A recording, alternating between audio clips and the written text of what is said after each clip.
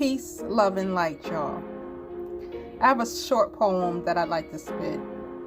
Initially, I wanted to kick this poem off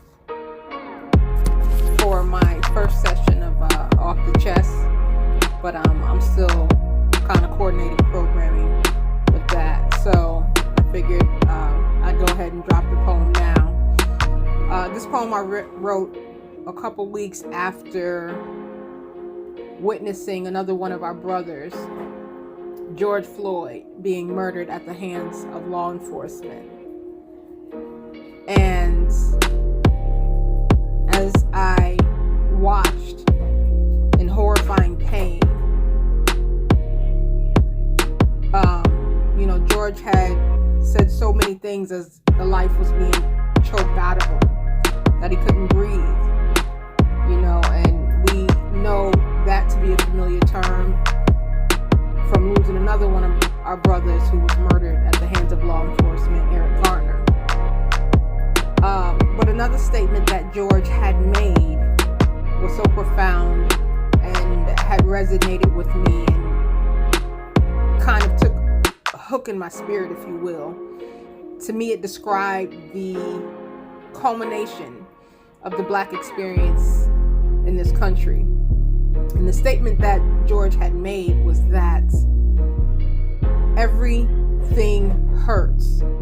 As life was being choked out of him, as he was losing his life, as the pressure of multiple cops lodged on his body, choking the life out of him, the pain that he felt. That statement was literal as he was losing his life, but it's also literal and symbolic of the Black experience in this country. No matter what we do, how great we are, how intelligent we are, how beautiful we are, how strong we are, how much we achieve, everything we do is met with resistance from an oppressive structure that we have to achieve within regardless. And so it makes it that much more challenging and painful. And so I wrote this poem as I pondered on that experience and how our brother lost his life senselessly.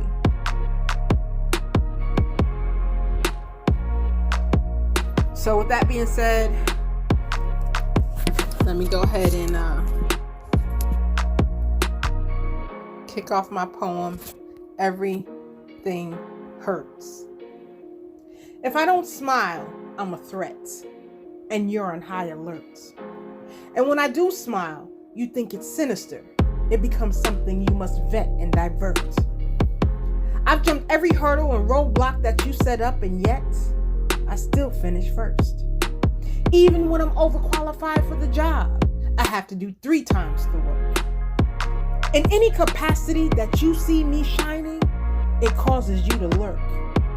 I can cross every T, dot every I, come out as clean as a whistle. You still gonna find some dirt. You've been brainwashed to believe you're superior from the time you were birthed. If you really believe that, why do you spend so much energy trying to devalue my worth? You know you are beyond evil and have no soul when you can put your knee on a man's neck, choke the life out of him, and do it with a smirk. But this is in your DNA. All throughout history, every country you've settled in, you've destroyed their turf. Your kind of mental illness, hating someone because of the color of their skin, that's a whole lot of work. It's that white fragility that won't allow you to stop disturbing Black lives. So to me, it seems like you're cursed.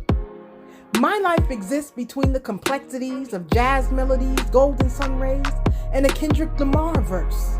All my life I've had to fight, while you spend yours targeting me, because you're a racist jerk. I don't despise one thing about my beautiful Blackness. I understand my greatness and my divine essence in this universe. But don't mistake it.